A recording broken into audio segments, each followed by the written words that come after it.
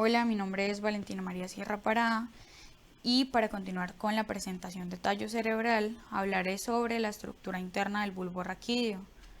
El bulbo raquídeo o la médula oblongada es la parte más inferior de las tres estructuras que conforman el tallo cerebral.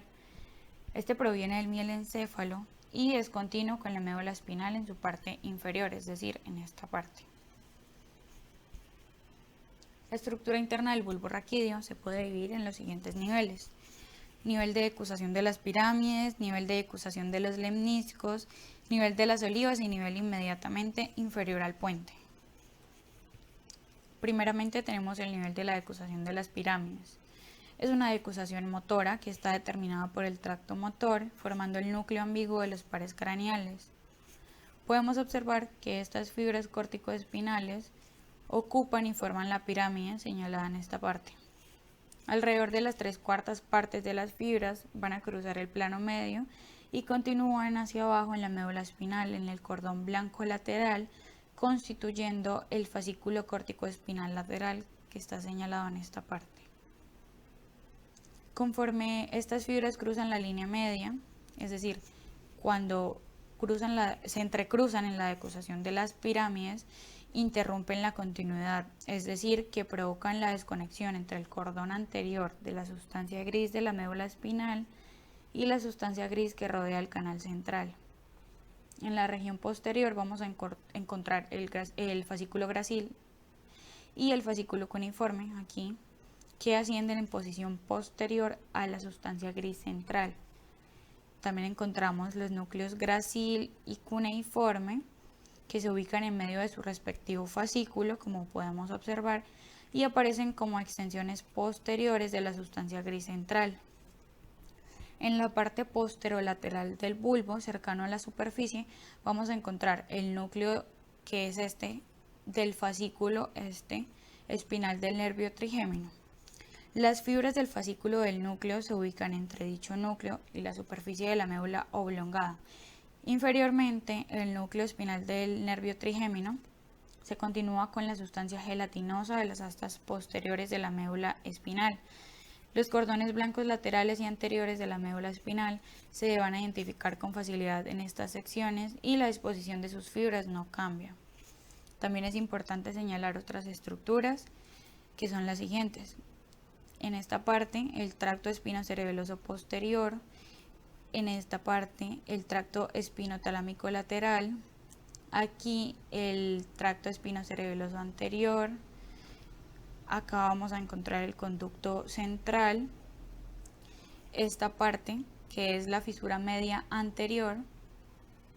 También aquí, el núcleo olivar accesorio medial. Estas raíces negritas, que son las raíces espinales del nervio accesorio, y el fascículo longitudinal medial, que es este que está aquí. Continuando, tenemos el nivel de decusación de los lemniscos. Es una decusación sensitiva determinada por los núcleos gracil y cuneiformes, formando el lemnisco medial. Gracias a esta decusación se forma el núcleo del fascículo solitario, es decir, el núcleo sensitivo de los pares craneales. En esta imagen se presenta un corte transversal a través de la mitad inferior de la médula oblongada o bulbo raquídeo, un poco por encima del nivel de la decusación de las pirámides, que permite observar el núcleo gracil y la elevación que éste produce en la superficie vulvar. La decusación de los lemniscos, esta que estoy señalando, tiene lugar en posición anterior a la sustancia gris central y posterior a las pirámides. Los lemniscos se forman a partir de las fibras arcuatas linternas, que son estas. Como podemos ver, ellas se originan tanto de los núcleos gracil como de los núcleos cuneiformes. Estas fibras arcuatas internas avanzan primero en dirección anterior y lateral alrededor de la sustancia gris central. Posteriormente se van a curvar en sentido medial hacia la línea media, que corresponde a la decusación sensitiva o decusación de los lemniscos mediales. Es decir, en esta parte ellas se cruzan con las fibras correspondientes de su lado opuesto para posteriormente ascender por el tronco encefálico, constituyendo un tracto bien definido que mencioné al principio, llamado lemnisco medial. Aquí tenemos el núcleo del fascículo espinal del nervio trigémino, que está cubierto superficialmente por las fibras que conforman el tracto espinal del mismo nervio.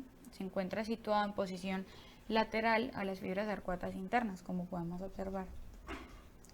Los fascículos espinotalámicos lateral y anterior y los fascículos espinotectales ocupan un área lateral a la decusación de los lemniscos. Ellos se ubican muy cerca en conjunto y se denominan lemnisco espinal.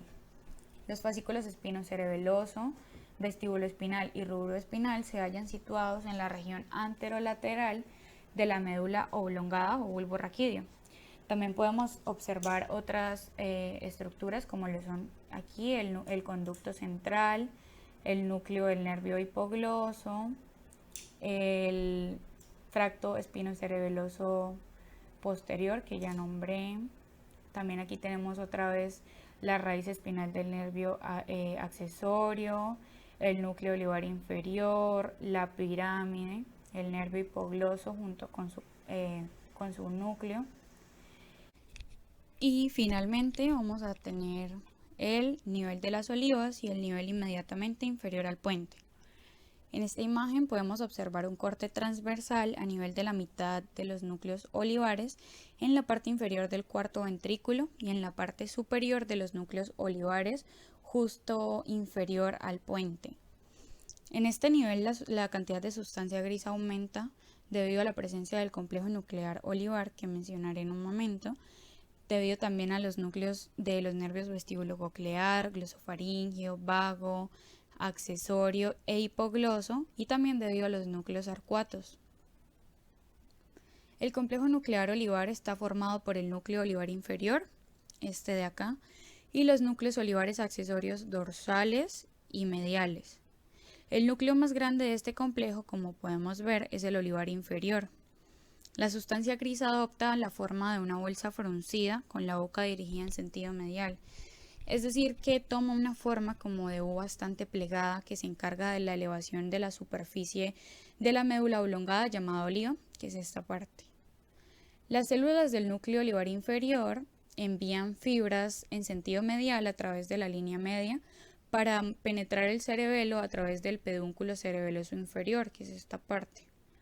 Las fibras aferentes alcanzan el núcleo olivar inferior desde la médula espinal y desde el cerebelo y la corteza cerebral. La función de los núcleos olivares tiene relación con los movimientos voluntarios musculares, debido a que éstas conducen mensajes excitatorios hacia la corteza neocerebelosa. También pues voy a mencionar algunas otras estructuras que podemos ver en esta imagen, como el fascículo longitudinal medial, el tracto tectoespinal y el lemnisco medial, la fisura media anterior acá, la pirámide que ya la habíamos visto también, el velo vulvar inferior, la formación reticular, que son estas que se ven como unas manchitas, el tracto espinocerebeloso anterior, el tracto espinotalámico lateral y aquí que podemos observar la cavidad del cuarto ventrículo. A continuación, mi compañera hablará más a fondo del complejo nuclear olivar y de las demás estructuras.